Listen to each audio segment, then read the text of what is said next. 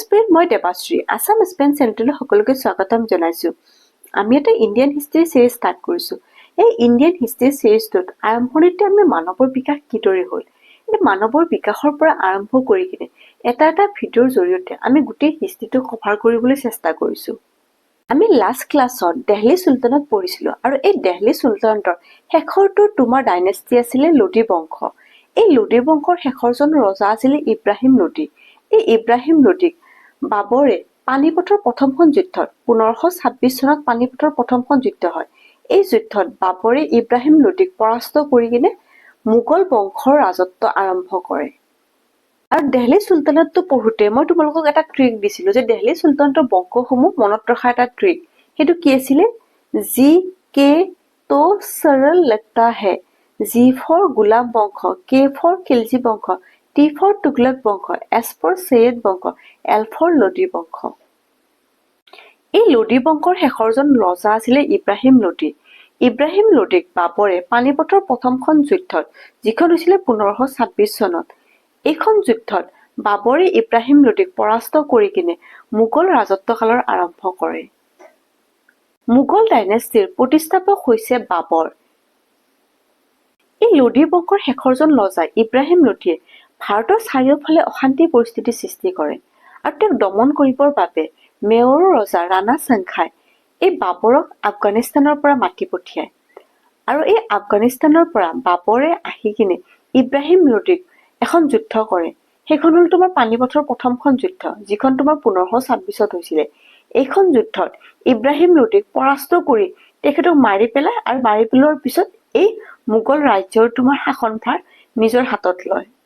বাবৰে মুঠ 4খন যুদ্ধ কৰে। প্ৰথমখন যুদ্ধ হৈছিলে 1526 চনত ইব্ৰাহিম লোডিৰ বিৰুদ্ধে, পানিপথৰ প্ৰথমখন যুদ্ধ। আৰু এই যুদ্ধত তোমাৰ ইব্ৰাহিম লোডিক পৰাস্ত কৰে। ছেকেণ্ডখন যুদ্ধ কৰে 1527ত। সেইখন কাৰ লগত কৰে? ৰাণা সাংঘাইৰ লগত। এই ৰাণা সাংঘাই আফগানিস্তানৰ পৰা বাবৰক মাতি আনিছিলে।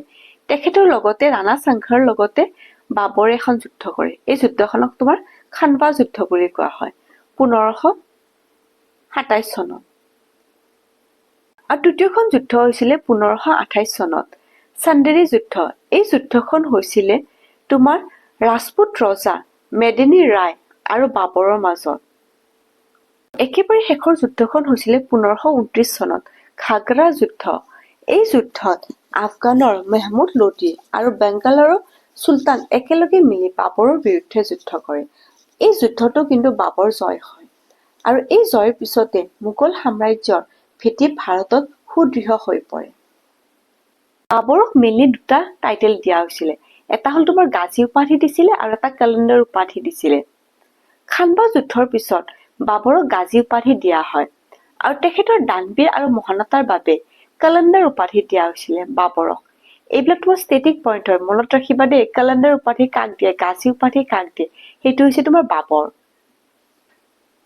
বাবৰৰ আত্মজীৱনীখনৰ নাম আছিলে বাবৰনামা। আৰু 1530 চনত বাবৰৰ মৃত্যু হয়। আৰু বাবৰৰ মৃত্যুৰ পিছত বাবৰৰ যিটো ডেড বডি আছিলে, অৰ্থাৎ তেওঁ মৃতদেহটো কাবুলত লৈ যাই কিনে কবৰ দিয়া হৈছিলে। আৰু কাবুলটো ক'ত আছে? তোমাৰ পাকিস্তানত। এই বাবৰৰ লগত ৰিলেটেড আমি ইম্পৰ্টেণ্ট পইণ্ট কি গম পালো যে বাবৰে তোমাৰ 4খন যুদ্ধ কৰিছিলে। সেই যুদ্ধকেইখন কি আছিলে?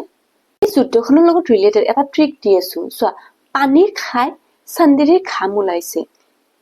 পানী খাই চান্দেৰীৰ ঘাম ওলাইছে। পিতে পানিপথৰ প্ৰথমখন যুদ্ধ। এইখন যুদ্ধ কেতিয়া হৈছিলে? 1526ত। ছেকেণ্ড তোমাৰ কি হৈছিলে? পানীৰ খাই। খাই মানে তোমাৰ খানবা যুদ্ধ। এইখন তোমাৰ কেতিয়া হৈছিলে? 1527ত। চান্দেৰী, এই চান্দেৰী যুদ্ধখন কেতিয়া হৈছিলে? 1528ত চান্দেৰী যুদ্ধখন। খাই কিনে তোমাৰ ঘাম ওলাইছিলে। আৰু এই ঘাগৰ যুদ্ধখন তোমাৰ কেতিয়া হৈছিলে? 1529 চনত। এই 4খন তোমাৰ মেইন ইম্পৰ্টেণ্ট যুদ্ধ হয়। পানী খাই চান্দেৰীৰ ঘাম ওলাইছে। 1530 চনত বাবৰৰ মৃত্যু হয় আৰু বাবৰৰ মৃত্যুৰ পিছত বাবৰৰ ডেড বডিটো কাবুলত দফনায়। আৰু বাবৰক তোমাৰ দুটা উপাধি দিয়া হৈছিলে, এটা হ'ল তোমাৰ গাজী আৰু এটা কেলেণ্ডাৰ। আৰু বাবৰৰ নিজৰ আত্মজীৱনীখনৰ নাম আছিলে বাবৰনামা। আজি শ্বৰ্ট ভিডিঅ'টো ইয়াতে সামৰণি মাৰিছো। নেক্সট ক্লাছত আমি পঢ়িম হুমায়ুন। বাবৰৰ পুত্ৰ আছিলে হুমায়ুন। এই হুমায়ুনৰ বিষয়ে পঢ়িম। আৰু মোৰ চেনেলটো যদি তোমালোকে চাই আছা তেতিয়াহ'লে ছাবস্ক্ৰাইব আৰু লাইক কৰি দিবা আজিলৈকে ইয়াতে থৈছোঁ।